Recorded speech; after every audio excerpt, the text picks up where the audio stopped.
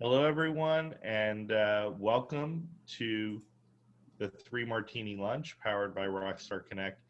This is a national virtual networking event. Today, we are recording and then broadcasting live because of technical difficulties. Who knows what's going on with Facebook? They've been very strange lately, as has been most social media. Today is, I believe, what's today's date? Who's got the date for me? The 20th, November 3rd, we have a national election. So be prepared for all sorts of weird craziness up until November 3rd and probably for a few months after that. I'm so glad to see everyone. We're all return panelists here, and we've all been doing some very exciting things. Some of us have been doing some travel as well. And I want to hear everything that happened to you. We're using the Success is Contagious format for this program. That allows everyone who's a panelist on the program to share with the participants the success that they had for the week. And that success could be family oriented. The success can be, a personal success. It could be that you just showed up today, but I have a feeling you guys are going to have a lot of good successes to share with us. Let's get started right away. We'll jump right into it. Adam Bricker. Welcome back to Three Martini Lunch. Thank you. Thank you. A success for me is I drove 3 miles, but it took me 2 weeks and 3,000 miles to get there. Wow, that's quite an accomplishment. Do you want to explain how that works? And what happened, I ended up taking my new wife, to the Canadian border, dropping her off and returning to South Florida, as they wouldn't allow me into the country yet. So along the way, I stopped at 9 different places, including the headquarters of the Three Martini Lunch, had an amazing dinner with Stephen and Sarah. Thank you guys for your hospitality. And here I am back in South Florida. I have a 2-week window to prepare everything else to fly into Canada and be with my wife and my 2 new daughters. Can't wait for that to happen. Congratulations. So, so Americans are not welcome in Canada? Is that the message? I mean, they didn't tell you that ahead of time. It was sort of a surprise. So there's black and white, and then there's gray area. And they do not want me driving across the border with my belongings. So in the next couple of weeks, I need to reestablish myself down here, get whatever belongings I need up there, and then I'll just visit via airplane. That's crazy. Okay. Well, I'm glad you're resilient and we're able to roll with the punches. And I'm glad you're here with us today. We have an election in 2 weeks. They also have their elections. So there's a lot of posturing in their country right now. Got it. So we were, Sarah and I had a success. Sarah is the producer of Three Martini Lunch and the co-founder and co-creator of Rockstar Connect, as well as being my wife. And we actually went on a trip, our first trip since the shutdowns in March. We went to a place we've never been before, not too far away. We went to Myrtle Beach. Has anyone ever been to Myrtle Beach? Myrtle Beach is awesome. And Myrtle Beach is like still America. It's fun. It's tacky, but in all the good ways. It's very different there. They're not shut down quite as much as we are here in North Carolina. We had great food, live music. It was really strange watching live music. When was the last time some of you have seen live music? Has anybody seen live music since March? Friday evening, there was an outdoor concert at the Blue Note in Durham. That was pretty cool. Did you go to it? Was it great? It was rainy, so we did what we could and stuck it out for a few minutes and then had to go. But it was nice to see. We went to a place called Captain Archie's right when we got into town, and it was surreal because there were so many people there, and the servers weren't wearing masks. I think they're required to. They just, are making a political statement. South Carolina does not care. and they were playing okay, you know who Jackie Gleason is, Domenic, but have you ever heard the song White Sports Coat with the Pink Carnation? Yes. A polka dot tie and my oh my, you know. They were playing that, and then they had karaoke at this outdoor bar. It was absolutely great, and I would love to be there right now or anywhere right now on vacation. So as we're going around with successes, if you have traveled recently or you're planning to travel, let us live vicariously through you, please. Hi, Rena Cook. Hey. Welcome back. Quickly tell us a little bit about yourself. You're a Thank coach. you. Thank you. And what has your success been in the last week? Well, a little bit about myself. I am a voice, speech, and presentation coach, and I work with individuals and groups on getting over performance anxiety and finding a more compelling and engaging speaking voice and style. I've had a lot of really cool things happen this week. I took a belly dance class on Sunday, and I haven't had that much fun, and I can't remember when. So that felt a little bit outside my comfort zone, so I'm going to take that for the win. Excellent. And regarding speaking and speaking opportunities and helping people to speak, what's going on with stuff like Toastmasters now? Are they doing those virtually? They are blended and virtually. Right after the lockdown, everybody went virtual. And then I've attended a couple of meetings that are hybrid. They're masked and distanced. And then some people are joining on Zoom as well. And when we speak, we take masks off, but there's a great deal of distance between participants. So that's how Toastmasters is dealing with it. Well, you know, you can't go into a bank with now yet. I mean, you're here at least in North Carolina. In California, can you go into a bank, Rhonda? So what's it like going into a bank wearing a mask, Rhonda? You'd actually really laugh, Stephen, because we're closing escrow on our new home actually on Friday of this week, Thursday or Friday, depending upon the escrow gods. And so I had to go into the bank to get money funded. And I have the funniest mask. I actually took a picture on Facebook and walked in with the mask. And it looks like I have super high cheekbones and all this thick red lipstick. I saw that mask. It was very hot. Isn't that funny? So that's what I wore when I went into the bank. So they do let you in the bank here, and they let me wire my funds. So yeah, but it's still pretty shut down here. Pointed a gun or something like that. No, it was more of a lipstick, but yeah, okay. $20 bills and all that jazz. So what has been your success this week besides closing on your house? Give us something else. Pretty much so. I'm almost packed, and that my daughter, who will be 31 next month, actually came home to visit from Colorado. So that was really cool. Nice. Because we actually hadn't seen her in a while. Basically, she was going to a wedding, but we also said, look, you know what? We're downsizing. Tell us what you want us to ship. Tell us what you want us to get rid of, and so she found a few collectibles, and so it was a win just having her here, and also her sister, who lives about an hour away, my other daughter, came.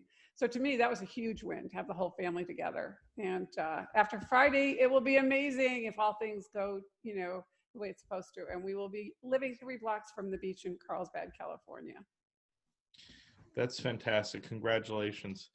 I have a question. Mark said it's a little hard to hear me. Is everyone having difficulty hearing me right now? Coming through loud and clear. You're hearing me loud and clear? Because I do have another mic that I can switch in, but 50% of the time it thumps like a bongo drum.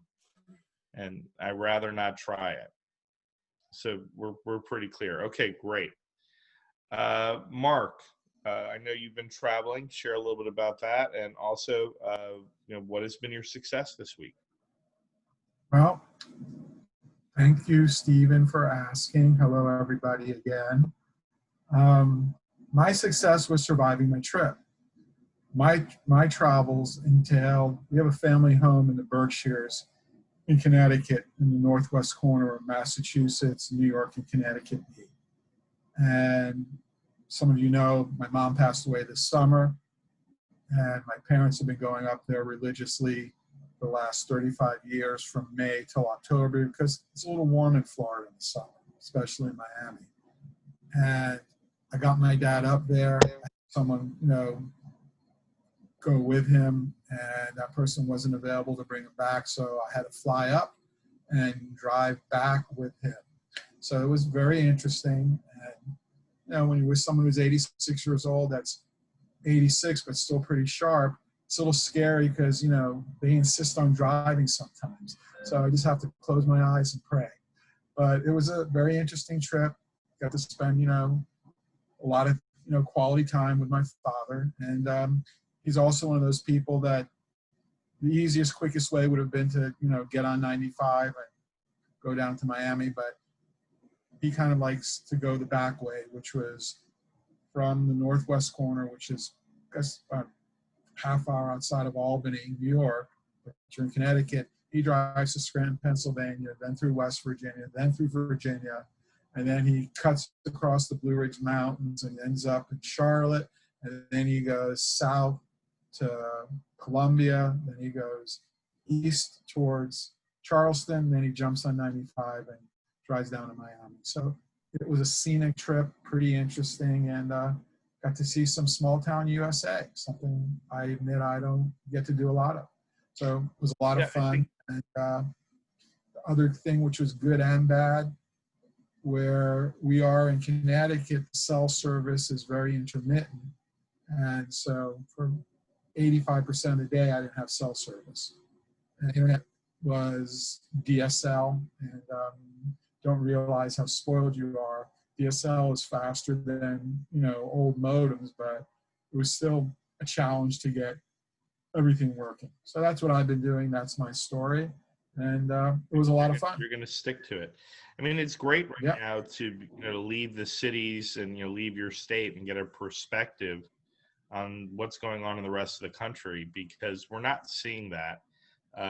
Local news, unfortunately, has been decimated much around the country, so it doesn't make it into the national news unless it's bad news. But there's good news happening every day, all over the United States and all over the world, but you just have to go and seek it out. You're not going to necessarily find it on your idiot box. Chris, I haven't seen you in about 2 weeks. Happy birthday. I know you had a birthday. I was going to reach out to you last week, but it was just extremely busy, so I apologize that I did not call to wish you a happy birthday. What has been your success in the last week? Well, 2 successes. Number 1 is that I successfully have passed around the sun 40 times, 4,000, however many times.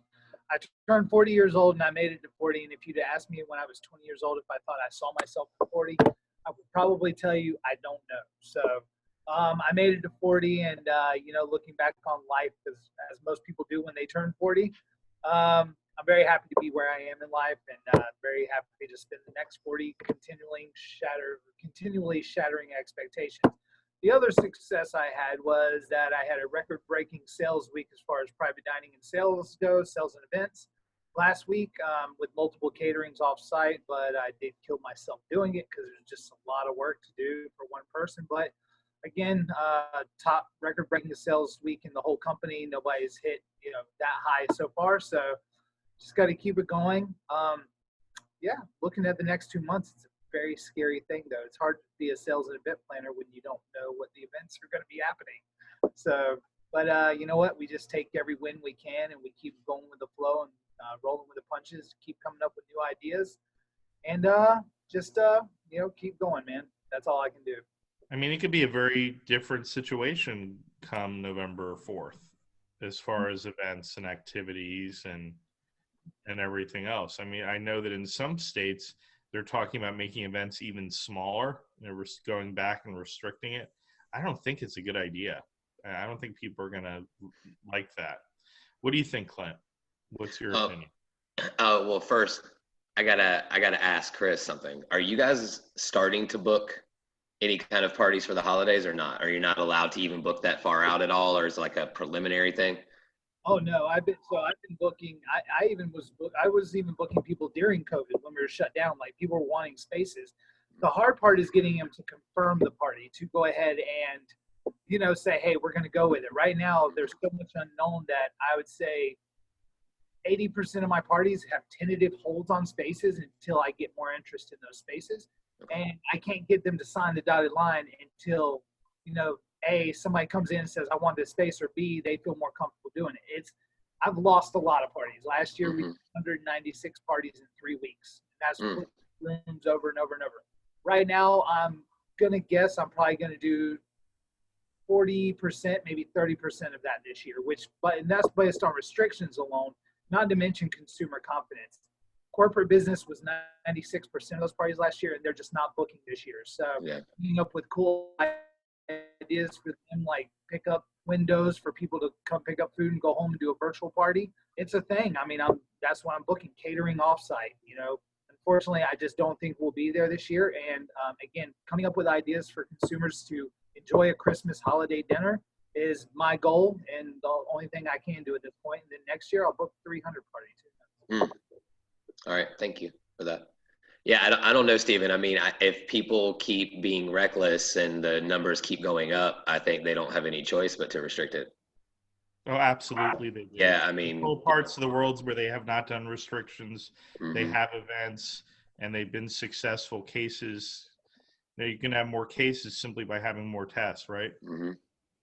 Yeah, I think that's a very bad idea to start going backwards at this point. I myself would be rioting at that point. I'd be banging on the governor's door, and you may see me in prison if they were to try to roll it back any worse than it is in North Carolina, because the difference between North Carolina and South Carolina was so stark. And but even just closing down North Carolina has had a bad impact on South Carolina. Diego, tell us what's new on your end. What great successes you've had. Welcome back. Thank you, Stephen. It's great to be here with everybody. So I'm pleased to share that the great success that I've had is actually one of my team member, my associate, Emma Lance, who I think some of you have met locally. She made the top 5 salespeople in our office in terms of listings, volumes, and commissions with all the stuff that we have done in the last 2 months. So it's a great success for me when I have members of my team creating great success. That's fantastic. And are you planning any travel or anything in your future? Have you done any travel? I've been doing a lot of soccer coaching travel on the weekends. So we've done some overnight stays in hotels and restaurants, and it is a little bit more sparse than what I'm used to when I'm coaching. But I think for the most part, people have kind of recognized the importance of being smart and safe, and yet at the same time not letting go of their personalities and their social nature. It's a hard thing to juggle. Others have said it as well. I'm a very high I person. If you know what I'm talking about with regards to the disc, I'm a high I. I like to be around people. I like to be social. This is not natural for me unless we're singing the Brady song. So, but that was last week. Yeah.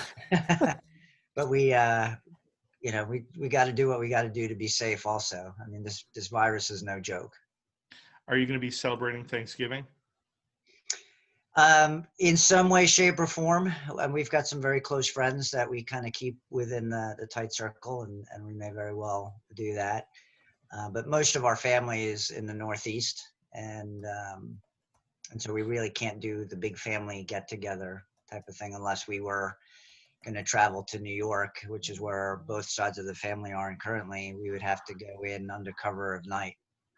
Yes, I had a friend who just traveled up to New York this week. They had a reservation at the Hilton, and when they went up to the desk, they said, "I'm sorry, you cannot stay here because you have to quarantine for 2 weeks." Right. So catch-22, and another nail in the coffin in the economy there in New York. Jack, welcome to the show. I'd love to hear what your successes have been, because I haven't heard from you in a while. You can go back more than a week. It has been, and this is our crazy time of year. So with what we're doing with medical benefits for companies, this is a lot of times, this is where all the companies are looking at renewing for next year. So it's just been kind of crazy all over the place. So I apologize, but plan on being here going forward. And really, that's part of my success. It's my bookings are up, and really the thing I'm looking forward to, and this kind of ties into travel too, Stephen, is I'll be traveling to a good friend of mine's house in a couple weeks, and we're going to do a bourbon tasting for a lot of our clients. And so that should be a really unique event and a way of getting in prospects and hopefully some business for lots of people. So Dominic's partnering me with that, and I'm looking forward to doing that and being out and about in front of some people. But it'll be a virtual Zoom meeting also. But looking forward to that. It's a little thinking outside the box and the way of still being engaging with your customer. Yeah, I was going to do a showing today, and I believe that the group should get together, and there are ways to do it safely. They're actually doing a showing on a house at a low price point, and a home at a low price point in North Carolina. You could have 100 showings the first day. And they are actually not doing showings. They're only having an open house. That's the only way they're showing the home, and they're only going to have one open house, and then they're going to take offers that night. And I'm thinking, how many people are going to be in that 1,500 square foot space? A lot. I don't think I want to go show that property. Yeah.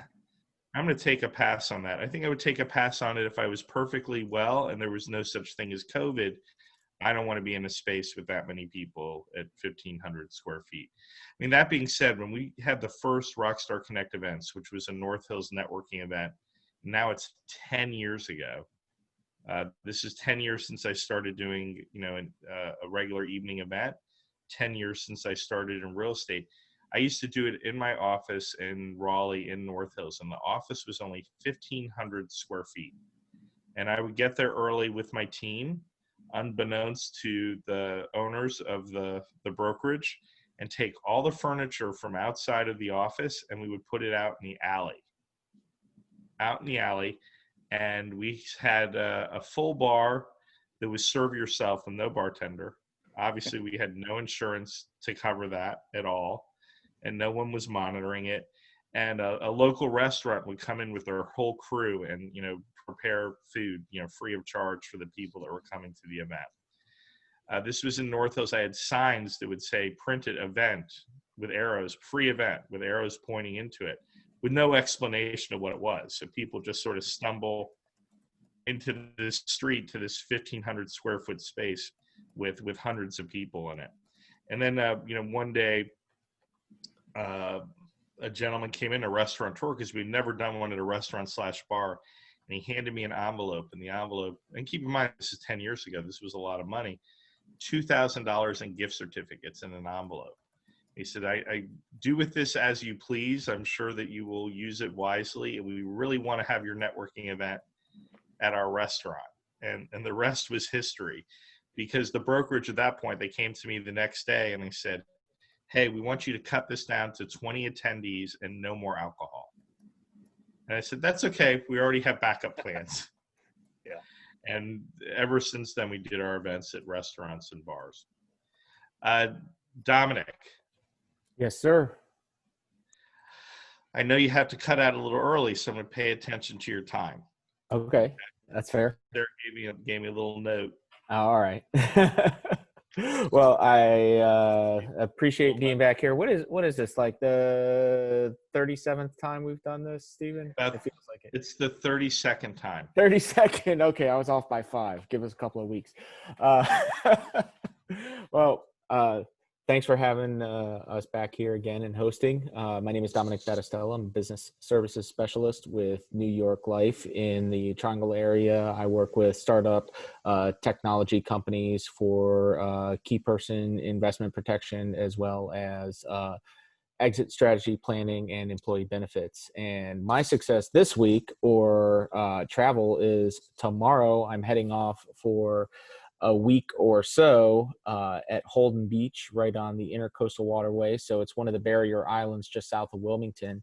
And the home has its own little boat dock and fishing pier that I can just go out in the morning, fish right on the Intercoastal Waterway, and then in the afternoon head over to the beach and keep my toes in the sand. It's going to be a perfect week for that too. It's going to be in the high 70s during the day and the mid 60s at night. You can't beat that. Plus, it's not going to be very crowded. It's not a huge tourist destination in the off season, so I'm not going to have to worry about social distancing so much when going out to restaurants and things like that. And all the school is virtual, even though the kids are in school. We just have them go to school during the day on their computers and then have fun the rest of the time. Well, that's great. I'm glad you're getting the opportunity to get out there and enjoy all that nature has to offer. And I'm sure you're going to have a very different feeling than being, I'm not going to say trapped in your house, but Sarah says it is trapped in your house.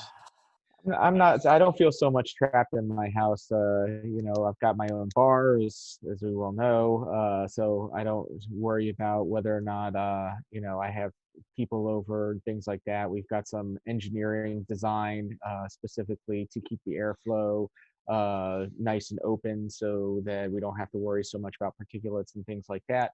But I will say I am excited, speaking of events and getting out of the house, also to announce that we have the return of the RTP Business Networking event live, which is going to be Thursday evening, November the 12th at the Marriott in RDU. So that's going to be in Morrisville.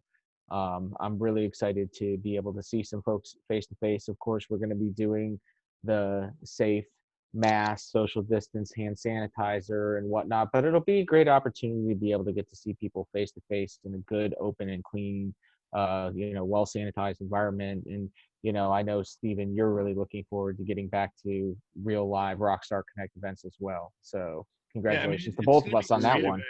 The connection, Domenic made that connection, to Marriott. And Marriott is very interested in doing Rockstar Connect events all over North Carolina and all over the country. And until the restaurants can go up to full capacity, that's a really good choice because hotels are big, right? They have big spaces you can do events and socially distance. And they are, I don't know if this is made clear to you, but they are actually providing appetizers for their event, a special menu with free food. But everyone's going to get individual portions. You're not going to be going up and eating buffet style. Oh, that's great. So for a safety perspective. And, can I ask a question real quick about it? First, hold one sec. Yep. They're going to be wearing, we're going to be wearing masks. We're going to be checking temperatures at the door. We're going to send reminders to attendees beforehand. If they feel ill, maybe they should just wait till the next one. If they're still alive, they're welcome to attend. If they're dead, please, stay at home. That's morbid. You want dead people to come, Clint? Shame on you. No, I said it was morbid, and that's coming from a life insurance agent, okay? Hey, if you don't laugh, you're going to cry, right? Yeah. Go ahead, Clint. What were you going to say? So 2 questions. First, 6 o'clock. Yeah, 6 to 8 p.m. 6 to 8. And is it Guardian Drive or Marriott Drive? Well, you're asking the wrong person. I was asking Dom. It's in the invite. Oh, I didn't get one. I'll grab the link and throw it into the chat. So everybody. If you didn't get an invite, you will. I got it. It was to my other email address. Okay. So I'll put that. A lot of invites to it. I'll put that out in the chat as well. So anybody who's in the chat that is in the Raleigh-Durham area of North Carolina can attend, or anybody who just wants to come to the Raleigh-Durham area and hang out with all of us, we'd love to have you. So this event is at the airport. It is at the airport, and there are so many cheap flights right now. So if you wanted to, frankly, Mark could come up from Miami on a plane, and it would be he could get there quicker than it takes for him to drive from Brickell to his event in Coral Gables. The flight would be faster. I'm exaggerating a little bit, but only a little bit. Unfortunately, his trip to the airport would take him 4 hours, though. to drive to the airport in Miami. It's pretty crazy there. That's the Well, only true. when they tell you to show up 2 hours early, they really mean it. Well, Adam would have to leave his guns at home, that's for sure. Well, That's why I might be staying here, but I was in Raleigh last week, and I have 2 local business owners who would like to join you. So just tell me how I could forward the information to them. Nice. I'm pulling it up right now, and I'm gonna drop in the chat. And meanwhile, Adam, why don't you go ahead and show us those? Give us a no. Okay. Sun's out, guns out, right? Yeah, that's right. Yeah, he's back at the beach, so he's got to get that sun that he lost the last 2 weeks driving. There you go. And so before we get to the the question of the week, and it's one that may make your head explode. I don't know. I mean, that's the hope, that your head will explode a little bit. We've been doing this, as Dom said, for 32 weeks. We have not missed a week. Like, nobody said, hey, I'm too tired, I'm not going to do it. I mean, I've done it for 32 weeks. If I committed to the gym like this, I would look like Adam Bricker. If I committed to the gym like I do this event.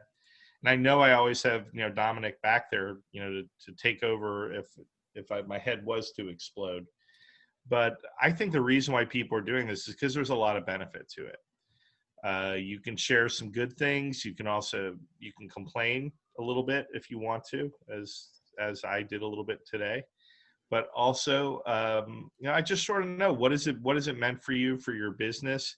If we could just go around a little bit round robin. I know, Rena, this is, I think, your 4th time on, or 4th time. How's this impacted your business, and does it help you in any way when you're doing other things with your clients? Absolutely. What it has done for me is expand my vision out beyond my region. I have connected with many of you on this call, and then people who tune in have also reached out to me, and I feel like that my reach is expanded by this, and that I'm more aware of networking opportunities outside of Oklahoma.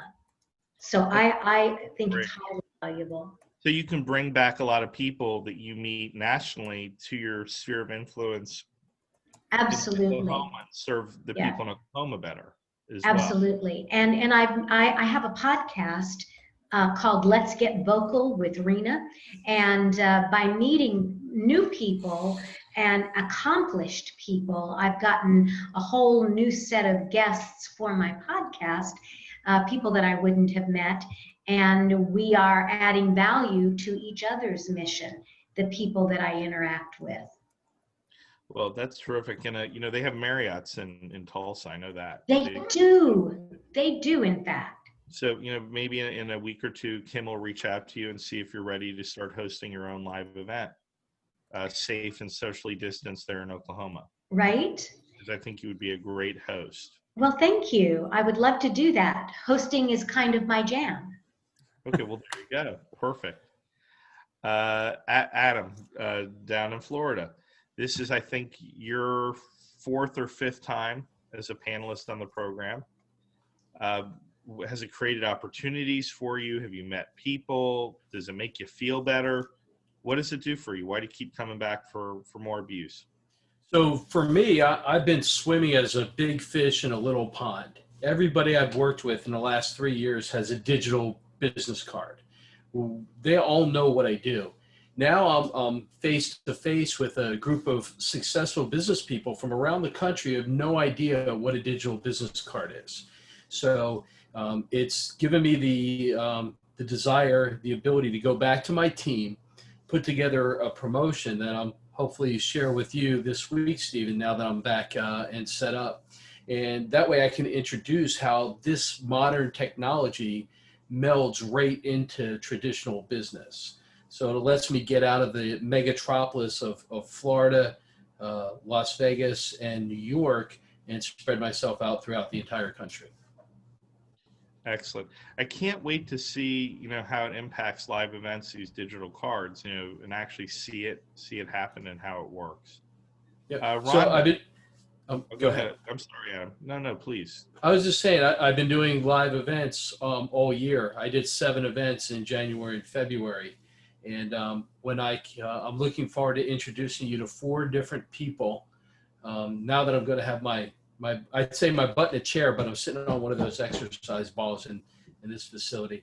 And I have 4 people to introduce you to who've done live events with me. And yeah, it's a very exciting way to not just enhance the event, but to do all the follow-up work afterwards. Excellent. So I'm looking forward to that too. Our animals, our 2 dogs, Mary and Ziggy, have just walked in the room together. So wait for havoc to occur any moment. I'm just giving you a little bit of a warning. A little bitey here is all, nails and teeth and ready to chomp on a foot or 2. My favorite part of Zoom is that we get to see people's pets. I love that. It's amazing how much more our pets have comforted us than our children during this. Absolutely. Children whine and complain. Pets just love you. I mean, we could have just had pets. But if our parents had done that, we wouldn't exist. But who knows what's going to be happening in Generation X and Z? They may not have kids. They may just have pets. So to be fair, I've got cats. They do whine and complain. They do whine and complain. But with a robot and AI, I mean, a dog could rule the world with a little bit of assistance. All they need is a robot with thumbs, and they're good to go. Rhonda, you've been on many of these. I would say over 20. Yeah. What brings you back? There must be some reason that you like it. Well, I love the community. The people, I always get to meet amazing people. What's been really great is the reconnection with people that I've known. You had Norma Hollis on here a few weeks ago, and Norma and I go back a long time. Marjorie Salson was on here. Greg McDaniel, which is how I found out about Rockstar. Gotten to know Domenic, who's amazing. Just so many cool people, even Mark with my name, right? That's somebody with the same last name as me. So, and you know that I love you and Sarah. So I, just love the community that you guys create and the people that you bring on, and can't wait when the world opens up to start doing this again in San Diego live. I think it's a very good discipline. It's a very good discipline too. And I think people learn from it, and they share it. I mean, Domenic has become an expert in hosting this type of event himself, and I'm sure there are people that are watching his virtual events and saying, "Hey, this Domenic guy, he's pretty smart. He knows what he's doing. I'm gonna lift or copy from him a little bit too." Domenic, do you feel like you've learned stuff from doing all these virtual events with 3 Martini Lunch, and agree with me that you're now a trendsetter in virtual events? Well, I definitely feel like via doing these events, I've kind of become the unofficial host of Triangle networking events. It seems like anywhere I go, get onto an event, there's an immediate, hey, why don't you just go ahead and facilitate this, because we want to just sit back here. And it gets to be fun. I enjoy it because it keeps me from getting too distracted with everything else on my screen, keeps my ADHD in check.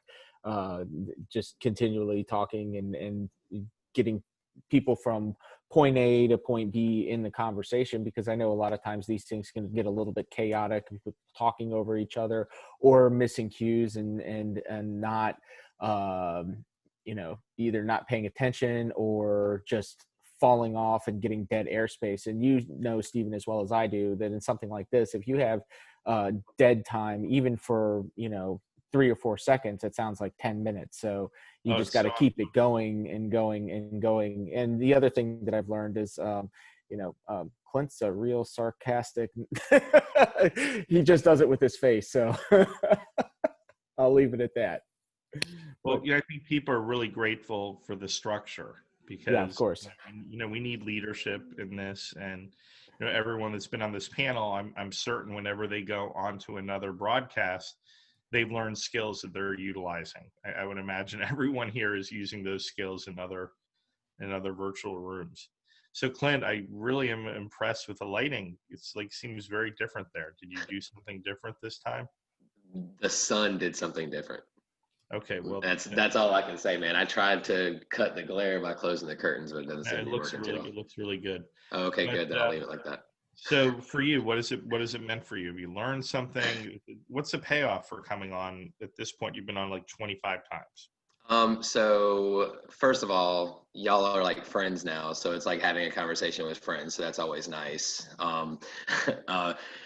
But business-wise, I mean, you get in front of so many people, and in this Rockstar event, I've made friends, I've made business partners, I've made sales. I've been able to refer a lot of sales.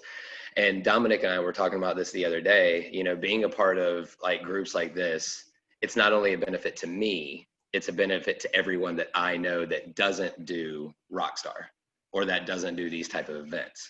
And so that makes me a more valuable asset to them, which is what it's all about. So you're sort of like an ambassador then for this type of networking and for Rockstar. Absolutely. Yeah, I tell everybody, Stephen, that, I mean, I've been to plenty of BNIs, but, I'm not a BNI guy. I'm not a structured networking kind of guy. Like, I'd rather walk around, talk to people of like mind with drinks in your hand at a restaurant or a bar or something like that. And I always reference your North Hills event, because that's what got me really into all this networking stuff. And it allowed me to meet all of you people up here. And so I've made great friends and, really good referral partners and, made a lot of money doing stuff like this. That's great. I mean, I think BNI is a tool. It's a great Sure. tool, a type of working tool. And, Adam has a tool, and, Rhonda's an expert in LinkedIn, which is a great tool. Mm-hmm. This is a time for us to start gathering our tools so that when we start, doing more and more and more live networking, we'll be much more successful. I really want to read an in-depth article on how this is impacting country clubs and golf courses right now, because I know prior to this we had meetings, with the industry, the golfing industry, and they said we would love to have live events at Class B and Class C venues, not Class A venues. They never have trouble filling those up. But, the country club that may be a little down market that was dying, I bet they're doing really well right now. What's your thought on that, Mr. Stephen, they're definitely, they would probably definitely still be, interested in having events. I mean, they have people there all the time. I mean, golf clubs are one thing that is not struggling. Golf clubs and real estate, right, Diego? So you got people that are, industries that are definitely not struggling in this. And, with everybody having the cabin fever or so for the last, 6 months, 7 months, the golf course is a great escape for 4 or 5 hours. And the only restrictions at golf courses is you can't remove the flag and you have to ride in separate carts. So there's nothing wrong with any of that. So, right. You still can talk to the other person over the phone in the cart. You can text while you're karting. Well, I mean, you're still riding, essentially with everybody, but you're just in separate carts, Okay. Yeah. Yeah. So now I feel like we really need, Sarah and I really need to start playing golf, and I guess you start with lessons. I went to play golf once with my brother, and this was back at University of Florida in the 90s, and Adam will tell you in the 90s there was no one at University of Florida that was not inebriated and doing anything. And what's the 90s got to do with it? Right? I mean, I was about to say, University of Florida is a pretty serious school now. It's a school of nerds. It's like tens of thousands, right, Adam? Or am I saying it wrong? Because you were just there. Yes, only 80% of the campus is inebriated now. Only 80%. See, when I went to University of Florida, there was a poll, and they said the top 10 party schools in the country, and they had an asterisk. University of Florida was not in the top 10. And the asterisk said University of Florida is not included in this list because this list is made up of amateurs, and University of Florida is strictly professional. So we went to that golf course. We couldn't get from, I guess they call it from the tee to the, even, definitely not to the green, but not even like a quarter of the way up the fairway until they ran us off the golf course. So I think now I'd probably do a lot better, possibly. Start at the drive shack, Stephen. Start at the drive shack. Start at the drive shack. Top Golf in South Carolina. Yeah. their parking lot was just absolutely packed. Yeah, you have to. That's one of those things where you kind of have to reserve if you're an individual. But I mean, we walked in there a few weeks back and was able to get 2 bays, and it wasn't anything. And it's like $10 an hour for the bays, or $20 an hour. Good for business. I mean, there's so many people that do it are successful in business. Rhonda, did you play golf, or do you play golf? You'd be so good at it. You look like a golfer. My husband and I both have golf clubs, and I took lessons once upon a time, but actually now that we're moving to Carlsbad and we're getting closer to retirement, although I'll never stop working, that's actually on the agenda to take golf lessons again. Well, Rhonda, you know that the U.S. Open is at Torrey Pines this year, or next June. Oh, and so if you're in Carlsbad, you shouldn't be too far away, right? No, my daughter actually hikes Torrey Pines a lot. It's very, very close. Yeah. Yep. Well, that's great. I know Jack has been on a bunch of these. And you also are a golfer, right? Is there a correlation? 3 martini lunch golfer, a little bit. Yes. Well, I would say there's definitely a correlation, especially for the live 3 martini, definitely to golf. And, the draw to me to this whole thing, Stephen, is really, it's been an interesting, when you asked that question earlier, because I went back to the job I had previously to this, and this would have been such a good group to be part of, but I just wasn't aware of it. And so to me, it's just the awareness of this group, and I think Clint kind of hit on this, and Domenic too. It's just the friendships I have made and the connections I am making, and it's kind of like the big spider web, the connection to you, Stephen, and everybody else, and there's lots of people on there I consider friends now. And regardless of what I end up doing and what they end up doing, it's one of those things where I know we all have each other's back. And, I think there's lots of people on here I could call now and say, if I need something, I know they would do it for me, and I would do it for them. And, you don't get those kind of relationships a whole lot in life. And so, meeting people like that is really, to me, what it's all about. And when you're looking for relationships and helping sales, that's a gold mine. So, this platform is fantastic. People here, they're very serious about the ask. They're not going to be asking you something frivolous. If they do ask for something, they seriously need it. And they're going to do the follow-up on their end to make that possible. For those of you out there who want more info about the panelists, you can go to Rockstar Connect and .com/3 martini lunch, and there's information about all our panelists that are on the program today. You notice I didn't say www. I'm pretty proud of myself. Oops, I said www. Diego, what does it do for you? Why do you go to and do so many panels, and you're going to our live events too, which is exciting? So before I really got plugged into Rockstar, I was doing a lot of the LinkedIn local type of events, and had met Clint. And I know Clint was actually a strong referral partner with a former teammate of mine on my team, Amber, who, Stephen, I think you might have met in the past also, Amber Flowers. So. Oh, sure. I didn't know she was on your team. Yep. I made her some referrals. So we had connected on the local front, if I would. But I'd always kind of known about what was going on because I was just starting to get to know Scott Rutter, who I think some of you might know. And when I say some of you, I mean the national group, the national body. And have really enjoyed getting to know him, and through him meeting Domenic and Chris. I've eaten more steak, believe it or not, during COVID than I did before, and that's because I was able to go and enjoy business luncheon and eating opportunities, whereas my wife, and Chris, I'm sorry, but she's not a red meat eater, so didn't get the chance to enjoy it as much. She would have loved that salmon, though. I have not tried the salmon. When I can get red meat, I will get red meat. There's no question of that. Diego, the salmon's delicious, by the way. It is. Is it?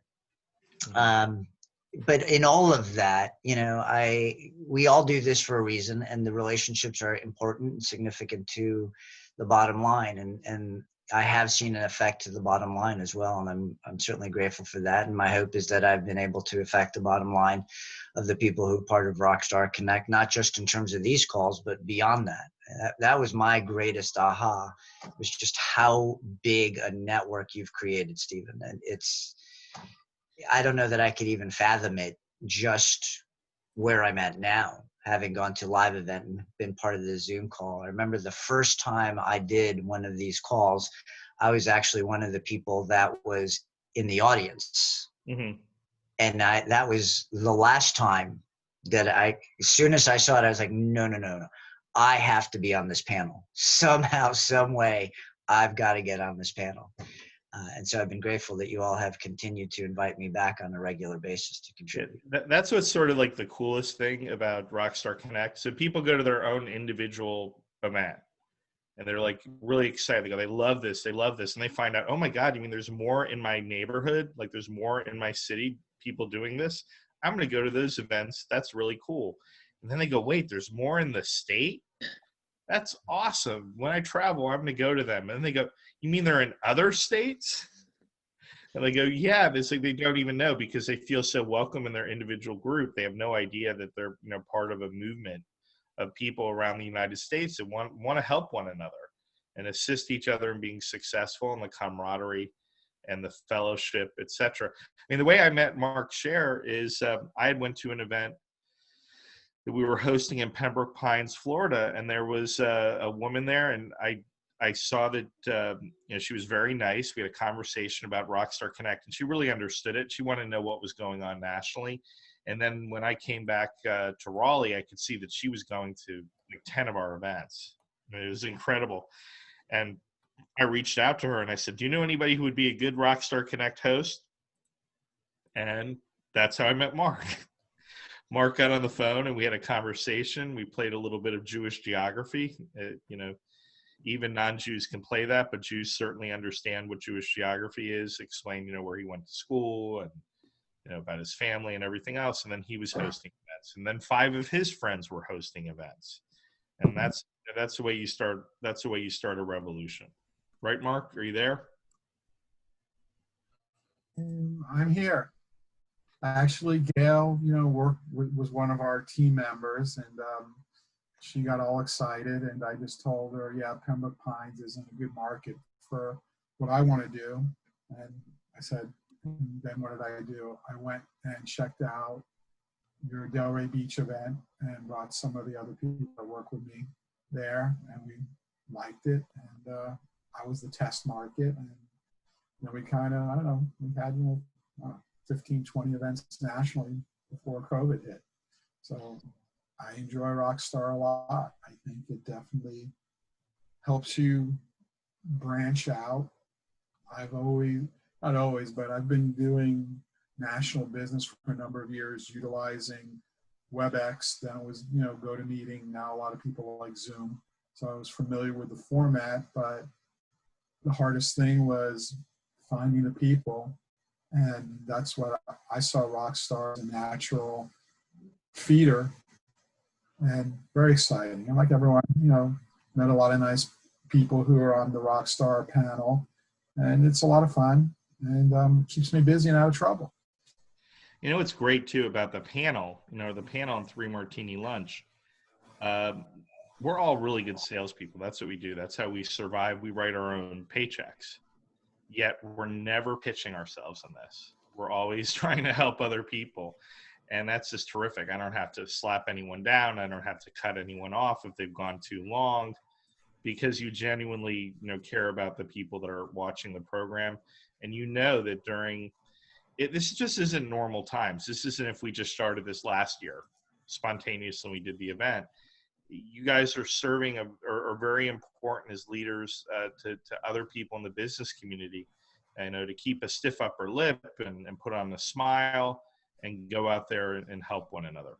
So Chris, before we're up on the second hour, we're going to go to the question, but let me give you the last word on what is being on this panel meant for you. So it's meant a lot, to be honest, and I'll actually have to go right after this, but it's taught us to be innovative. It's taught us to come up with cool ideas like the Rockstar luncheon that we did. I mean, who else would come up with something amazing like that in, a matter of a few weeks' time that we could put together that, still follows all the rules and guidelines, and still allows everyone to have some bit of networking available. It's been a lot of connections. It's been a way for me to vent about what's going on in this industry and what we're doing and how we're trying to survive, you know. The road's still long ahead, and then I look forward to the many, many times I get to report back to you guys how's it going on the restaurant industry. So, and then the connections I've made have been, you know, phenomenal. And I get to see you guys not as often as I'd like to, not as often as I used to, but I think that actually makes it even more meaningful now when I am able to show up, you know, say hello to everybody. So I thank all of you guys for continually, you know, helping promote Sullivan's, promote, you know, what I do as a job. And I can't thank you guys enough for everything so far. So, I mean, I am getting into busy season, so you will probably see me a lot less than normal. And Stephen, you know, I actually just thought about another idea. So apparently you can rent a movie theater out now for $99. So how about a Rockstar movie theater event? Okay, you can be socially distant. It's easy. Well, I'm thinking about, you know, pitching to the PGA a golf networking event. Frankly, as I'm sitting here thinking of it, but you know, I really would like to get back into Sullivan's in the next month or two and do another event and maybe theme it a little bit differently to make it exciting for everyone. And I'd like to talk to you about, you know, what your ideas are, since you know, run 3 of them now, what your perspective is to bring them next level. Yeah. So expect a call from me by, you know, the end of the week. We great. are in the second hour, and a lot of our we're being joined by new people right now. Isn't that exciting? Everyone popping up. Hey, great to see you again, Caroline. It's been a while. I was, you know, Katie, I'm glad you came on the second hour because I was afraid you weren't coming on. What's that? I was afraid you weren't coming on. I'm glad that you popped up on second hour. It's my I always gotta alter however my day goes, and I hosted a podcast. I hosted a webinar during that first hour on fundraising, so I couldn't make it the 2 to 3. Mm-hmm. Well, I'm glad you're here now, and I have the question of the week. And the question of the week, and I'm going to throw it out there now. Rhonda just left, but Rhonda was talking, saying really good things about you, Norma. Oh, good. I'll say good things about her too. Thank you. Great things about you. You just missed it, but you probably could sense that someone was saying good things. What happens? Is that like your hands itch, or does that mean you're going to get money if your hands itch? That means money. Yeah, that means money. What is it someone's talking about? Your ears itch. Your ears get hot. Your ears burn. Your ears burn. Somebody's talking about you, yeah. Hands itch and your ears burn. That's like really good then. Good. Okay, so the question is today, and you guys can take a lot of liberty with this. I have a question that I have, and Sarah made a comment on it. So take it that way, you know, whatever way you want. The question is, if we need to follow rules at all costs, then why do we make exceptions to these rules? And then Sarah said, who says we need to? Rules are made to be broken. So rather than answering the question, just give me your thoughts on the question. I think that would be really cool. If you weren't on in the first hour, please introduce yourself and a little bit about what you do. But when you answer these questions, we're going to know a lot more about you. Noah, let's start. It's been a while now. I haven't seen you in about a month. Hi everyone.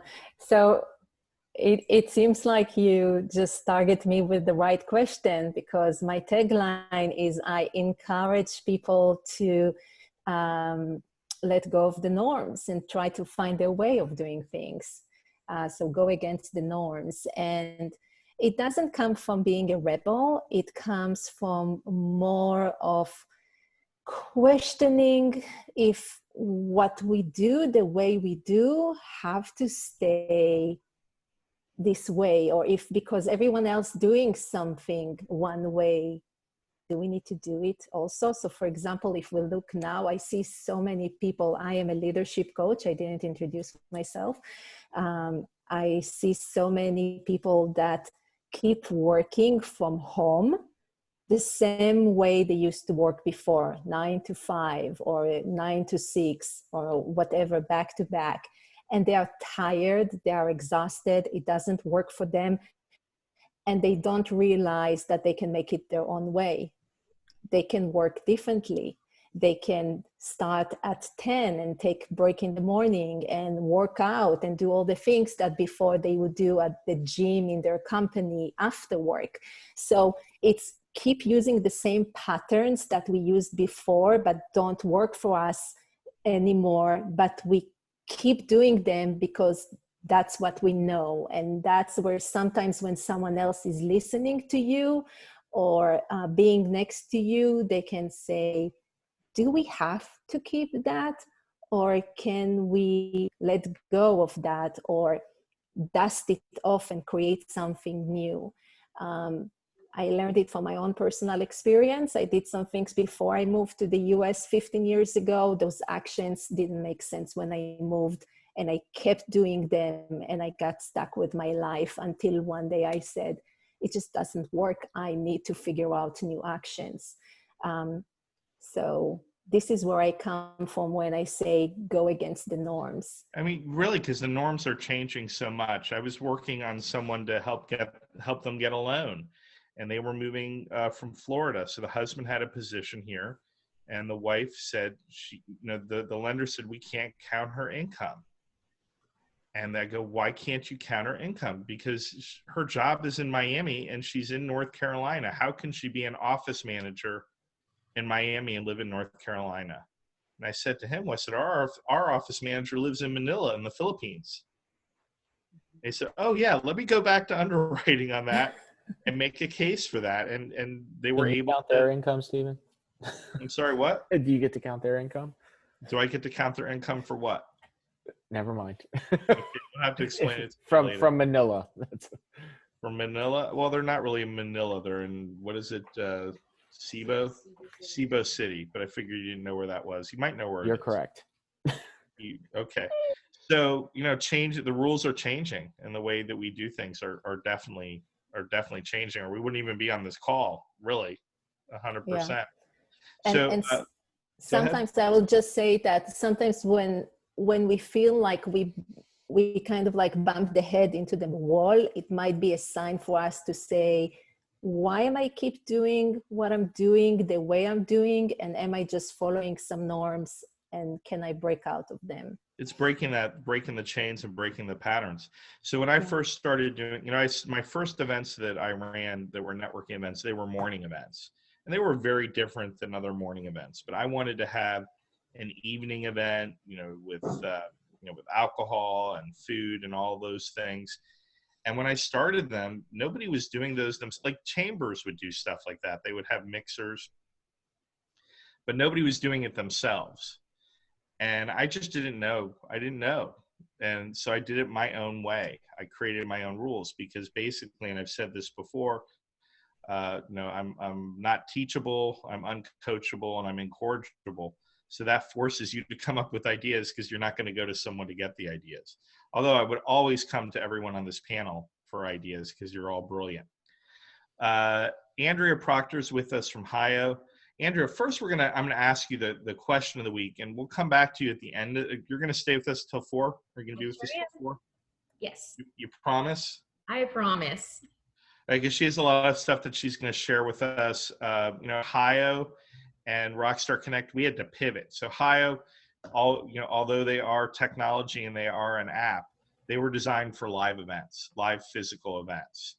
And we, together with them, have been trying to crack that code on how to have the best virtual events possible. And they've been working really hard. And not only have they been working really hard, they've been spending like hundreds of thousands of dollars, if not probably over $1 million now, since the beginning of COVID and technology to have those perfect events. So we're not just doing like this static Zoom stuff.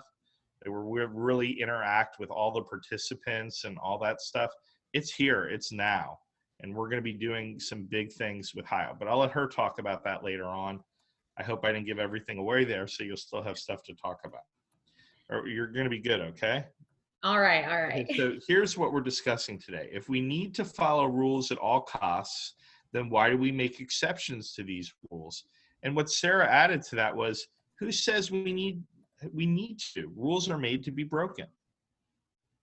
Yeah, so I think, rules are good guidelines. That's kind of a motto that we have at HIOs, they're good guidelines, but why not question them and have those creative juices flow? And like Noah was saying, kind of challenge and break the norm, because without it, you're not going to have anything different. You'll have the same situation over and over again. So I know for us, we've been challenging the norms of networking and of events, because you have to. If everything stayed the same, events would just be kind of a dead field right now. So I know you guys at Rockstar Connect have been doing the same thing. You have to challenge the rules that existed before to create your own space and to create something that's engaging for people and it's actually helpful and valuable. Oh, it's really cool. I mean, I know like Andrea's on the similar calls that I'm on. So I talk to people that run events all over the world every single week. And some of us are saying, hey, this is an opportunity. It's, you know, we can slow down a little bit and reflect on what is going to be the future of events, both live events and virtual events. And can we combine them? Can you have a virtual event going on with a live event and link live events that are going on all over the world simultaneously? We never explored that before because we never had the time to take the breath to have those deep conversations and say, yeah, of course that's possible. We just have to ignore what the rules are of what an event is. Right. and who and what are events. You know, is there a difference between going to a concert or going to a restaurant for dinner and a networking event? Or are they all networking events? Or are they all entertainment? Or are they all social? Or is it all business? Or is it all those things? That's what we're exploring right now on a national basis, event leaders. Mm-hmm. And, you know, this is somewhat of, you know, an experiment in and of itself, you know, 3 Martini lunch. You know, as simple as this is, it's nothing existed before like it.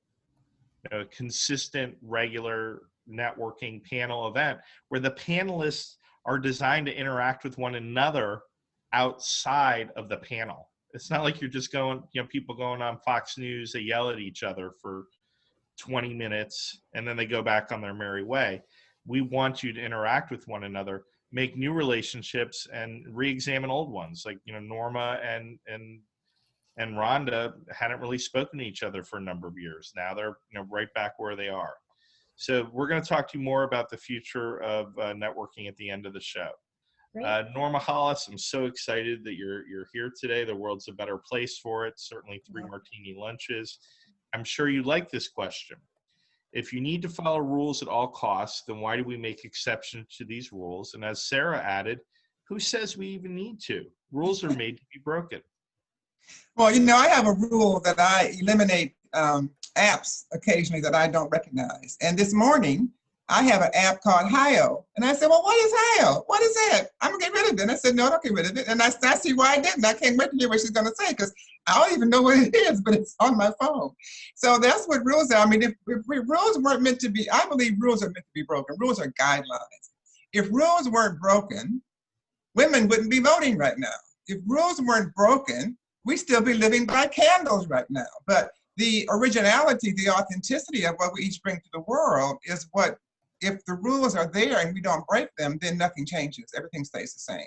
And we need to step outside of the box. And that's why we're all humans and why we're all different. We look different, we act different, we're born different, we have different ideas, because collectively those ideas create and make a better world. So rules are guidelines in my mind, and they're meant to go outside of the rules, outside the box, still staying within I call the common good framework, but still allowing the world to be a better place because we build on what was here before us. So that's what I believe. Well, it's you know, you're nailing it right there and making me really think about it, because there's something that I really enjoy. I read a lot. I'm a big reader. I own bookstores. I don't know if people knew that, but that's what I did for 15 years. Sarah and I, we own about 80,000 books. Not all in our house. Right now our shelves are actually, right before COVID, we sold our library, but we have them in storage. And we're getting ready to bring in, you know, a few hundred boxes of books into the house. But, you know, one of the things I love to read about is, you know, the difference between style and fashion. And these people in Europe, you know, when you look at them in the magazines, they look incredible. And they don't follow the rules. They don't follow the rules. You know, they button their shirts differently, and they'll wear 4 or 5 shirts. They might wear a skirt. But the reason why they're able to do that and not look foolish is because they know the rules before they break the rules. You make the rules. So you have to know the rules before you can step out and be an innovator, because then you know the norm and you know what's acceptable, and then you can push it just a little bit further. Well, the key to that is to make new rules. You just make new rules as you go. You make new rules. You're standing on the shoulders of giants. Yes. As they say. Yeah, that's why they have giants, who can get on their shoulders and make it better. Exactly. Dr. Holly, I'm sure you'll love this question. You love this question as well. If you need to follow the rules at all costs, then why do we make exceptions to these rules? Who says we need to? And rules are made to be broken. And let me just sort of guess. I bet when you were younger, you were a rule breaker. But when you hit your 20s and 30s and hit your stride, you said, I'm a rule maker. Right? Yeah, you're right. You're so absolutely if you right. Elaborate on that. Yeah. First of all, I'll have a moment of silence for my parents who lived through my earlier years. But no, in all seriousness, this is why it's so important to have around us people who are not yes men or yes women. It's important to have in our kind of circle of influencers, people who challenge us and who say, I used to love it when I ran the corporate training division at NC State, when I'd get a new employee and they'd come in and they'd look at me and they'd go, why are you doing it like this? I love that. To me, that was a golden moment and a golden opportunity to say, yeah, why are we doing it like this? Just, the statement, we've always done it this way, doesn't always do you any good. So it's good to step back from time to time and let those challengers really challenge you and say, hey, there's a better way, or could there possibly be a better way? What is that better way? It's all about creativity and innovation.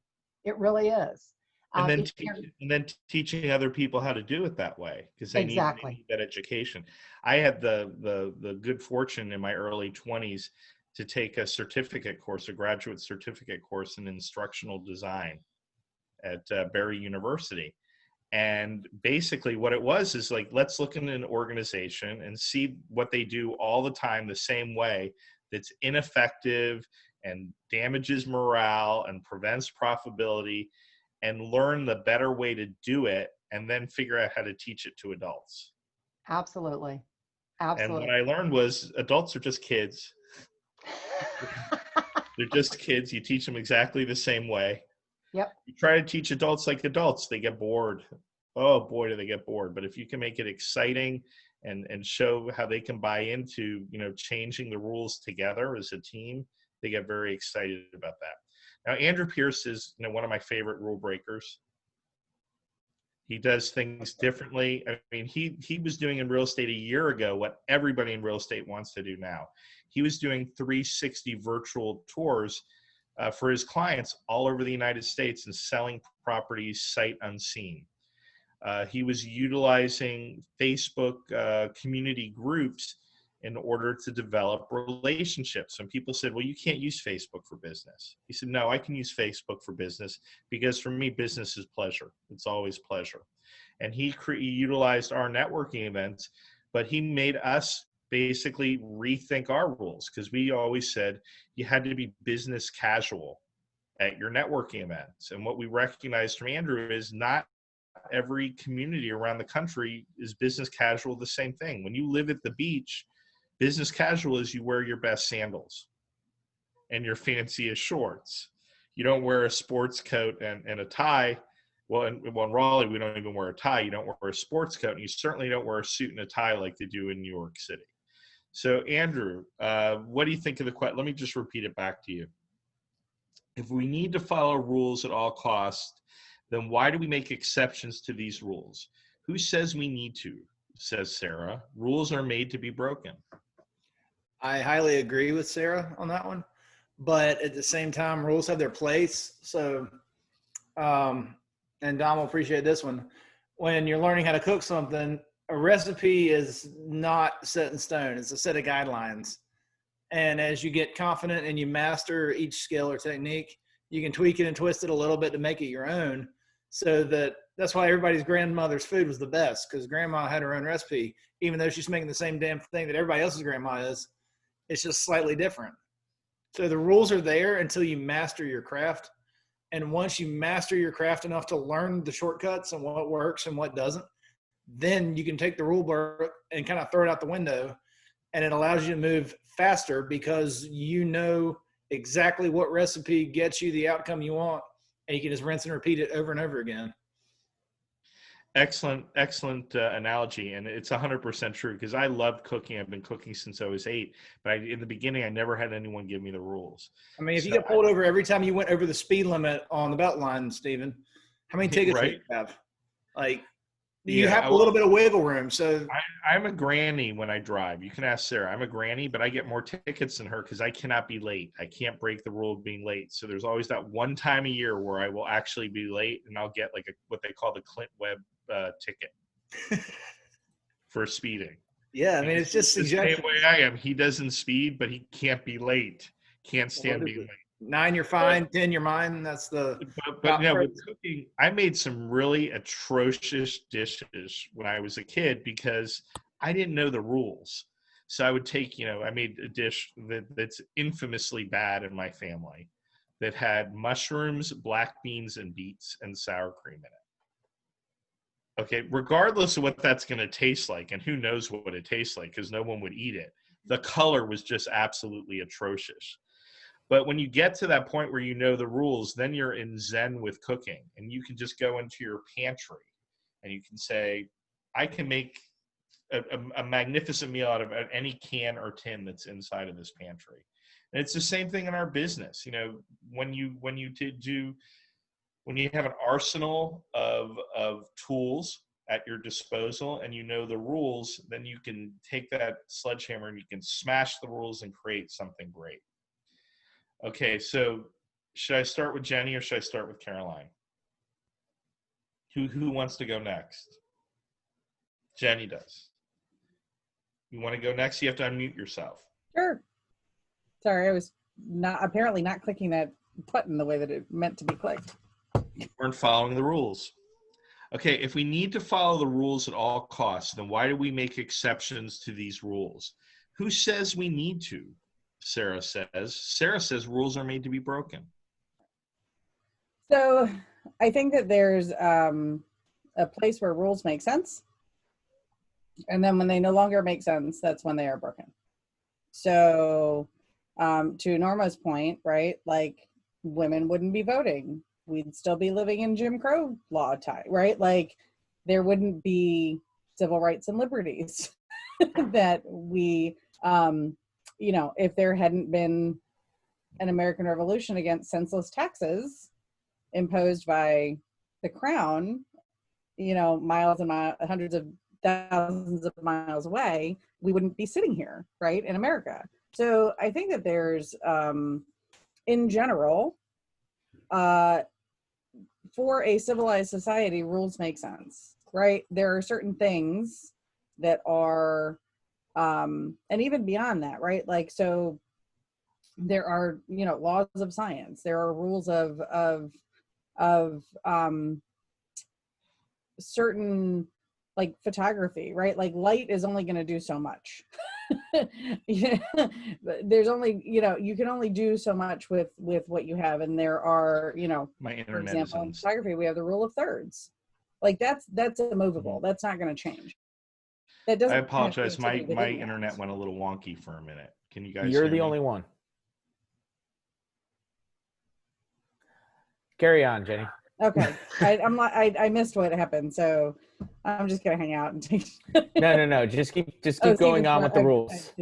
So the rule of thirds is like if you take, if you're taking a photo, what you're looking at, you break it into a tic-tac-toe board, right? And your focal points are it has to do with symmetry and things like that. That's not going to change. That's going to stay the same. That's not something that needs to be broken, but that doesn't mean that you can't have flexibility and creativity within that. Right. So, and that's going to be based on who is capturing the photo and what they're going to do with it and how they're going to manipulate it after. But I mean, I don't think that there's a hard and fast rule on whether or not they are made to be broken. Right. But I think that there's, it needs to make sense. I mean, sometimes they need to be absolutely smashed. Rules can be abusive. people can take advantage of the fact that we are, rule followers. Something that's very interesting, people always say, well, how, the Germans are nice folks. I mean, you met a lot of German people. You probably have German people in your family. My name, my father, before he changed it, was a German name. But how did Nazi Germany end up, killing Poles and Jews and Catholics and all of those things? Because of rules. Because that was a society of people that followed rules. So it was just very easy to legislate to do those things. So obviously, if the law was, murder is bad, but if the law is to murder, then murder is good. So in that case, we certainly, you're right on target with that, Jenny. Some rules are completely unjust, absolutely unjust. And not just at that level. I mean, remember back in school, some of the just terrible rules that held you back and being the well, person. I mean, let's put it in today's terms, right? I mean, girls are not allowed to wear spaghetti strap tank tops in schools and shorts that go shorter than their fingertip lengths on their legs. Does it matter to their education? Are they going to learn any differently because their shoulders are bared? No, those are stupid rules that deserve to be broken and brought up to, what I wear has no bearing on the amount of knowledge I can receive in my head, right? But it's that archaic notion, right, that the boys can't concentrate if the girls' shoulders are bared. So let's go, pander to them and how they need to learn, right? Because we have a very male-dominant focused society. Those are things that definitely, right, like need to be smashed. But that's not to say that there shouldn't be finesse in how you do it. Right. I mean, because you can get, the backlash can be severe punishment, but sometimes it's, you got to do it. You got to do what you got to do. I'm going to go to Domenic because Domenic does have to drop out, and then I'll come back to you, Jacqueline, okay, after Domenic. You okay with that? Okay, great. So Domenic. All right. So this is a very highly subjective conversation. Right. Yes, there are times when rules need to be smashed. Yes, there are times when rules absolutely have to be followed. And there's times where some people need to follow the rules and some people are okay to kind of stray outside of the rules because the rules in that case exist to, regulate people that need to be told things that maybe are common sense. So, I don't think that there's an absolute answer to this. Rules exist to put us in a specific direction as a society. And as part of that, we generally follow those rules and those guidelines. And some of them, as long as they don't, breaking the rules, as long as they don't hurt somebody else, right, we're able to kind of get around, right? And that can be, rules for photography, rules for, how you handle sales. And, some people might break those hard and fast rules about, okay, it used to be in sales, you had to knock on 100 doors a day. And then it used to be you had to make 100 cold calls a day. And now it's something completely different, right? Because the rules evolve to match what society needs at a given time. And, sometimes the rule breakers do cause problems, which is why we have the rules. And sometimes, the rules are the problem. And it's just finding the correct balance. And there's always going to be an argument around where that right balance is, which is, quite honestly, why we have politics. So, hard and fast, no. Some rules good, some rules not so much. Yeah, no. So we talk about rules. We also talk about structure. So we have a certain structure for this particular event, 3 Martini Lunch. We all know the structure, but because of it, we can divert from the structure. Right. But we can always fall back to the structure when we start floundering a little bit and get off target. it's a real reflection on the panelists, though, that they're able to go with the flow, and I appreciate that. Jenny, I do apologize. I know that you said some really good stuff. I missed a good portion of it because I had a sign that said your internet is unstable on my end. So I heard no one, but I was glad that you were able to continue the conversation. Jackie, do you like this question? I do. For me, I think rules are designed for the purpose of structure, if you will. However, I don't think it's ever a bad idea to challenge the rules. And it also depends on what the rules are designed to do. I don't want to get into politics, but there are a lot of rules that are going to be applied to us having these political debates. These rules are constantly broken during these political debates. So that's an example of where I believe that the rule needs to exist and doesn't need to be broken because it's designed to provide structure. But in our professional lives and in our day-to-day lives, I think rules, we should dance to our own beat, if you will. We should challenge those rules if they're not designed to work for all parties involved. They're not designed for equality. We should challenge those rules. It's interesting you bring up debates because I always find it sort of weird that is something that we use to pick politicians, that we don't have debates to choose who's going to be the principal of a school, for example, or who's going to get this job or who's going to get this. It's almost more like a gladiator sport that we want to go watch to see the blood. And well, it is. I guess it is what it is. But as far as rules, I mean, Katie. Well, I'm hoping that people aren't. Go ahead. I'm hoping that people aren't shallow enough to think that a debate is the only thing that they should base their selection of a president on, or anyone else who's debating. I hope the debate sometimes is just a show to appease a certain group of people, not necessarily. It doesn't really tell anything about the character of the person. Yeah, I mean, you could watch. So I hope. And your guy is debating, and you're so disappointed because you feel they're pandering to someone else. It's like, I thought you're supposed to only pander to me.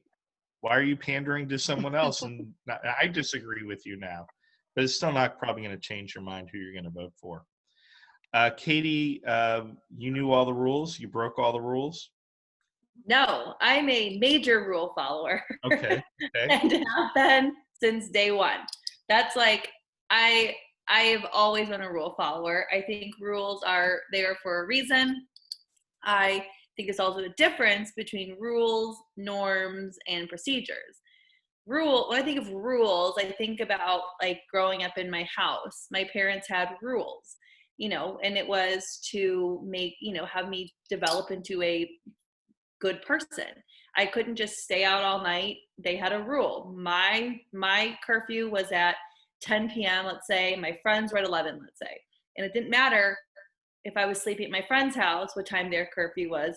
My curfew was 10, so I'd be at their house at 10 because they felt it was inappropriate for me to stay out beyond that. And whatever their reasons were, I think are legit. And so I had to follow the rules. I didn't sneak out because I respected my parents, and I wasn't going to break those rules. Those aren't made to be broken. Like, parents don't encourage their children to sneak out at night for a reason. It's dangerous. It's a million things. So I think rules like that are not made to be broken. Same with having been a teacher. I mean, I'm, misrule. Like, I'm all about rules in a classroom because there's chaos if you don't have rules in the classroom. You raise your hand before you talk because if everyone's just shouting out, that's a rule. It's in place for a reason. It's not made to be broken. And there are consequences if you break it. But then there's, about the dress scene in high school. I was like, I can't wait to talk. So like with the spaghetti straps and the short shorts, I mean, yeah, when you're in high school, you think that's super annoying because every high school girl has like a perfect body and wants to dress like that because it's cool, but it's not appropriate. I mean, looking back at most, there's some high school kids like they're 30 but a lot of them look like they're 8. It's not appropriate for a 13-year-old or a 15-year-old to be wearing, you know, oftentimes with spaghetti straps comes very low cut, comes bra straps hanging out, comes midriff, comes skin tight. It's not appropriate. And it's not about distracting boys. It's unnecessary and it's inappropriate. And so boys, on the flip side, I remember when I was in high school, they were wearing those really low, you know, pants with like, literally it would be below their like bottom with like a belt. And so that in their boxers were showing that's inappropriate. So a new rule was in place. You have to have your belt at your waist. So those are all about, I think, just being appropriate, not about necessarily distractions. No, it's school. In a school situation, they need to, I think they need to better explain that this is not because, you know, you're dressing tantalizing or anything like that, because you can do that when you're not in school if you choose to, if your parents will allow it. But it's not appropriate for the business world, and we are preparing people to be for the business world what's appropriate. So like when I went to school in Miami, and I didn't even have air conditioning when I was in elementary school. Shorts were not allowed because you wouldn't wear shorts into office. Boys wore slacks. And then when I got a little older, they allowed jeans. And by the time we got to high school, they said you could do whatever you want. But one of the rules you talked about is one of the most important rules, like the golden rule. And when I say the golden rule, I'm not talking about the golden rule from Hillel and Jesus and all that good stuff. I'm talking about the golden rule. He who makes the gold makes the rules. And that's the rule in this house. And when our daughter was in preschool, one day Sarah picked her up from school and the teacher was laughing. And because it was a religious school, and they asked the question of our daughter, what's the golden rule? And at 3 years old, she said, he who makes the gold makes the rules. Because that's the rules in our house. Like if they, you know, the kid asks, well, why is that the rule? You know, sometimes you can say, oh, well, it's because of safety, or, you know, we care. But sometimes it's just like, hey, I make the gold, I make the rules. When you make the gold, you can make the rules. Another thing, go ahead. No, but I think, you know, those all make sense. But I think when we're talking about like, you know, networking and all that, those aren't rules. No one has said if you serve alcohol at your event, that is breaking a rule. It just wasn't the norm. Mm-hmm. And so I think, you know, coming up, thinking outside the box and doing things your own way isn't necessarily, I think rule's the wrong word, because a rule means you break it, you're like going to get in trouble, you know? And so, so I think there's thinking outside the box and being innovative is different. Then there's laws, and laws are not made to be broken, but they can be changed because things evolve. So rules can evolve and it can change when it makes sense. And there's like a rational discussion and it's, you know, agreed upon. But me just being like, I've decided this is stupid and I'm not doing it, like, isn't okay. So I think there's just, you know, I think rules are not made to be broken, but they can be discussed and evolved over time. I think, you know, norms can be broken because a norm isn't a rule. It's just the way people tend to do things. I mean, I was a sociology major, so I like studied norms for 4 years, and that's just kind of what's accepted. But rules, I think we should all follow them. Okay, great. Caroline, do you want me to, I'll repeat that for you just so it makes it a little easier.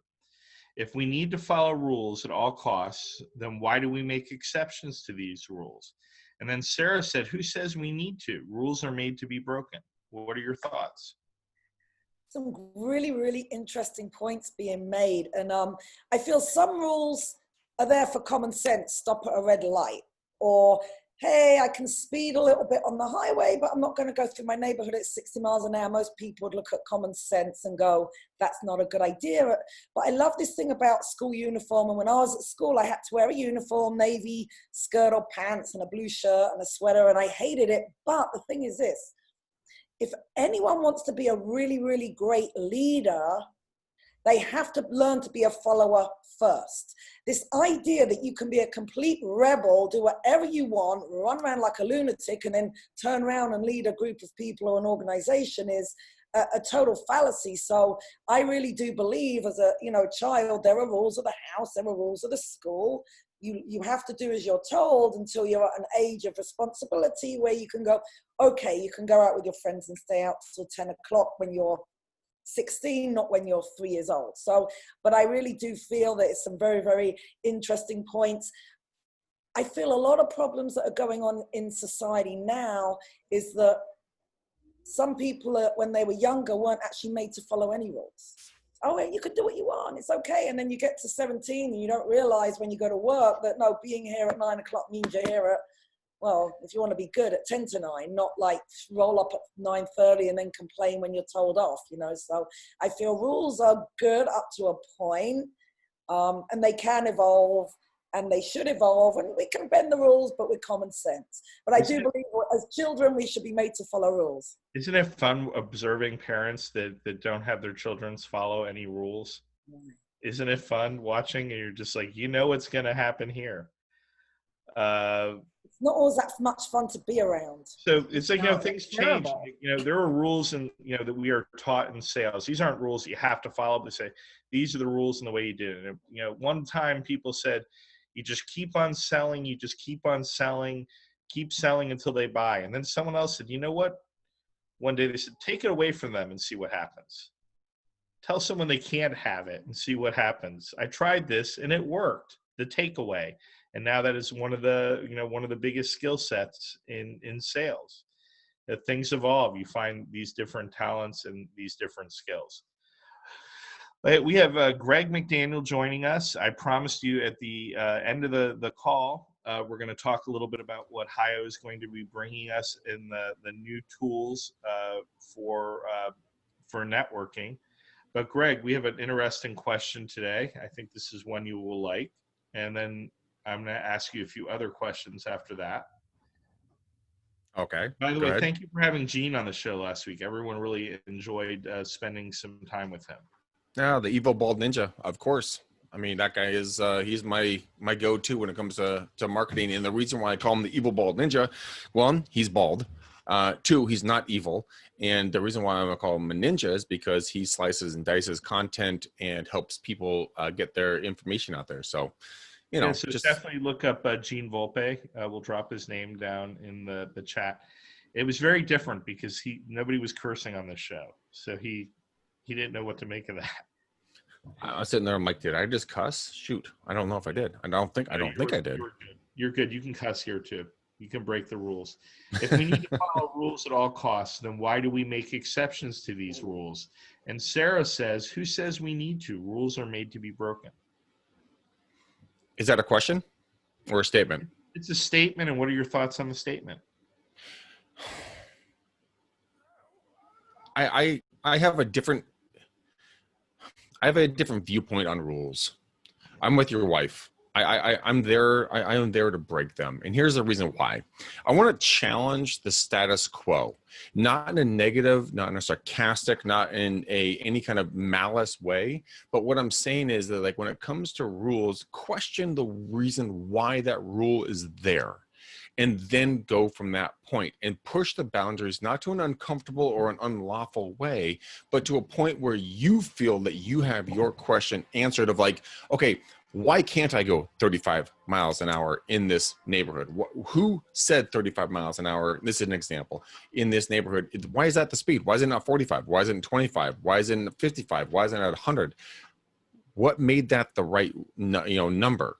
And then just kind of go from there in life. Like if it's going to be, you can't have, I keep coming back to horrible analogies here, so I'm going to skip that one. But my thing is this, consistently question anything that anybody ever asks you or tells you what to do within reason. For me, what's made my business very successful is to the point that I had my father, who's been a real estate agent for 49 years in 3 different states. He called me up one day and said, Greg, you've got to quit cussing. You've got to quit saying these different things on your podcast. And I said, well, why? And he People said, love they exactly. And actually not everyone. A couple of people called him up and said, well, your son's so offensive. And I said, well, F them. You know, if they got a problem with me, go fuck yourself and come back and fuck yourself again. And he didn't like that very much. He hung up the phone very, unceremoniously. And the thing is the fact that once you push boundaries, you get to know who you are. Once you know who you are, then you can start really serving the people that are going to be in your tribe, because you only learn who your tribe. Good job, Bandito. My cat's going to puke. He's outside. What a good cat. You know what? Once you understand who you are, then you show up. And that's the most pivotal thing. A lot of us have never shown up in our own lives because we've never pushed the boundaries. We've never broken the rules. We've always stayed status quo. Again, this is a bad analogy. We've always put the mask on. We've always, done this, that, or another thing. But what if you didn't? What if you did do something that wasn't part of what you're supposed to have done, and then go take a look at what the consequences are? I mean, as long as you're not killing someone, hurting someone, or anything along those lines, but just, what if you just said, the F word in front of your grandma? Not saying you should do that, but what if you did it? What if you did it? Said it in front of me all the time. Exactly. Here's the funny thing. My grandfather sat me down. That's where I learned it from. My grandfather sat me down in front of my grandmother about 2 years ago before she passed away. And this is when I was saying a lot of F-bombs and everything on my show. And he said, Greg, I think we should have a discussion about your vernacular. And I'm like, oh boy, I'm in trouble. Well, the people that listen to your podcast, many of them are in real estate or they want to be in real estate. And it's a very difficult profession to become successful in. There's a lot to learn. There's a lot of frustration. And you're helping relieve that frustration with them by using that language. It's what they're coming for. They want it raw in the show. And people just there was guys were taking this, veering it a little bit to sales and real estate. But someone posted on Lab Coat Agents a picture of someone who took those, those red open house signs, and they put 100 of them in front of a property. 100 of them. And the guy was like, what do you think of this? Isn't this shameful? And the people were saying, of course, no, this guy is hustling. His client can't say he's not giving this property exposure, that he's not going the extra yard. Yes, he's breaking a rule, but sign rules are sort of crazy rules, and they're not applied internationally. Like in South Florida, if you have a big building, everyone puts these enormous signs in front of the building. All the signs are illegal. And you get fined. You can get fined $1,000 a day for those signs.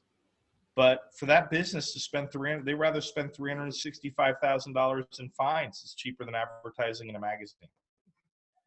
So sometimes there are just unjust rules, and you may. But what are rules? Let's really look at this. I mean, there are some states where it's illegal for you to sweep dirt underneath your entry mat. There's other rules in like Singapore and other places where you can't spit or put bubble gum on the ground.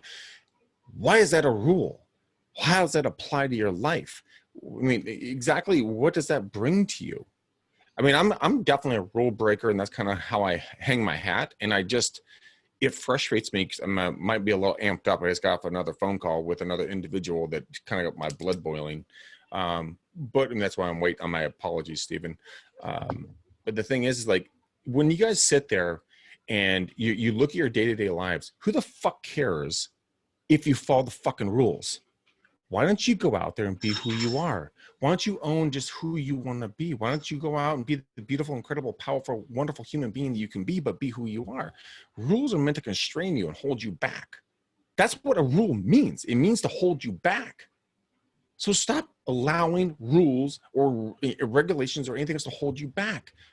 go be the incredible human you are. Like Katie and I had an incredible, powerful conversation last week when she and I got on a call after one of these meetings, and I was blown away by how incredible that human being is. She's changing lives in massive ways that I would never have known without Stephen introducing us. And guess what? She is breaking rules. She is giving to people who do, might not, could not obtain what she's doing, but she's breaking that rule. She's breaking the rule of being poor. She's allowing that shift to change. That's a rule. So why not break that rule? Katie, you're the biggest rule breaker here.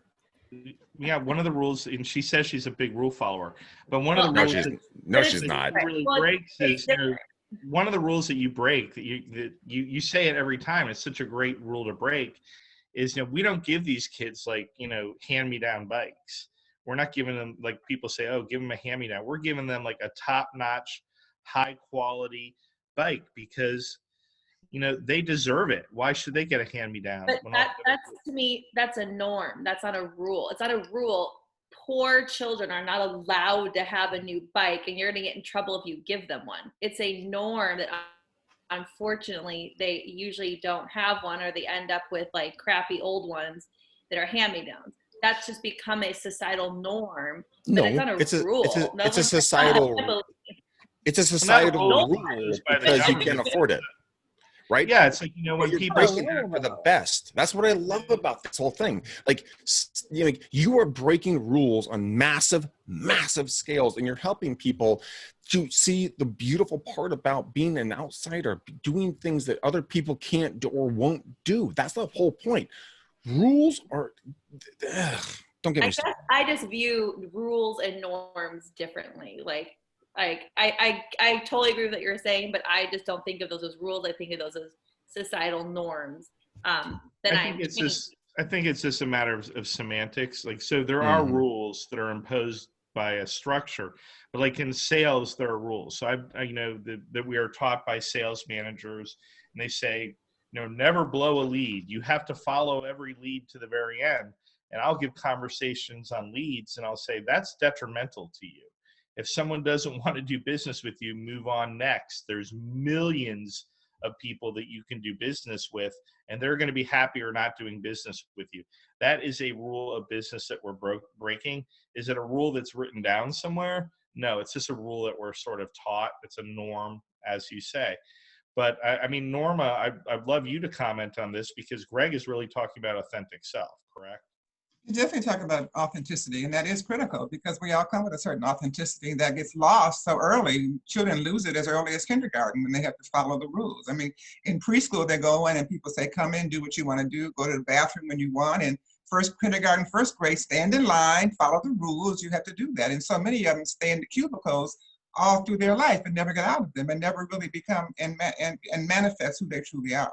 But there's a balance to it, because rules are necessary to an extent because we are a society and we have to live together. If we all go out and go half-cocked and be who we, and get outside of it, then we have nothing but chaos, which is kind of where we're going to right now in some ways, because the rules are changing so rapidly, and they're not really agreed upon rules that are changing. So I agree that authenticity is absolutely critical. That's what I've spent my life promoting, and originality, and don't lose that.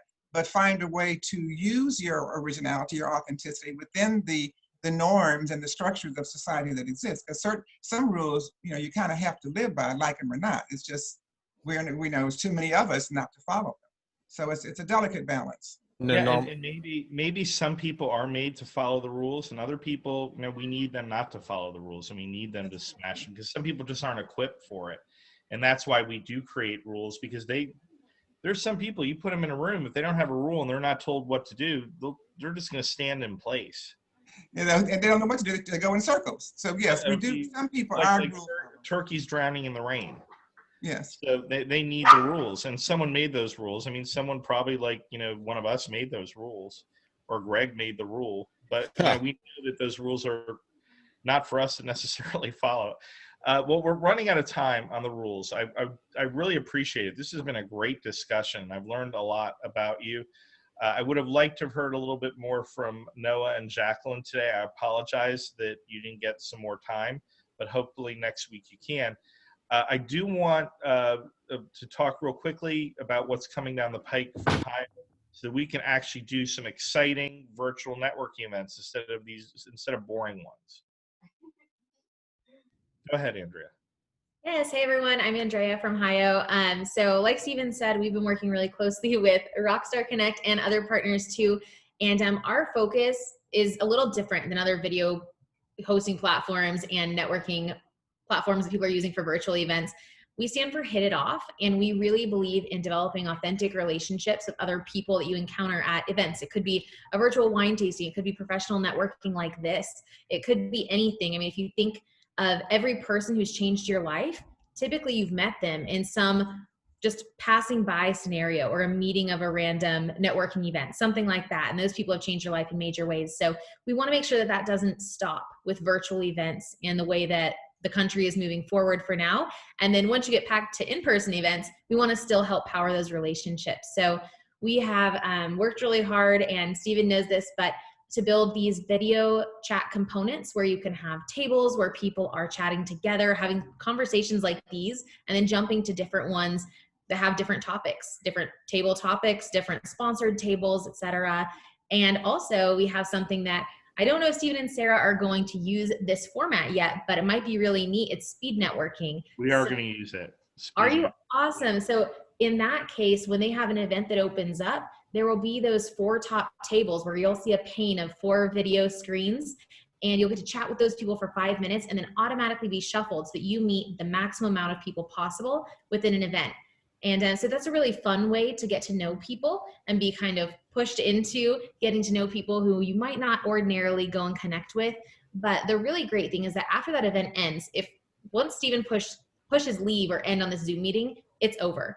But with HIO, you can actually continue to connect because that event doesn't close down. You can direct message people, you can share contact info, and you can keep going back to more Rockstar Connect events or any kind of event you want. Host your own, whatever. So we just want to foster those relationships between everyone who is in this kind of strange virtual time and even beyond when we get back to being in person.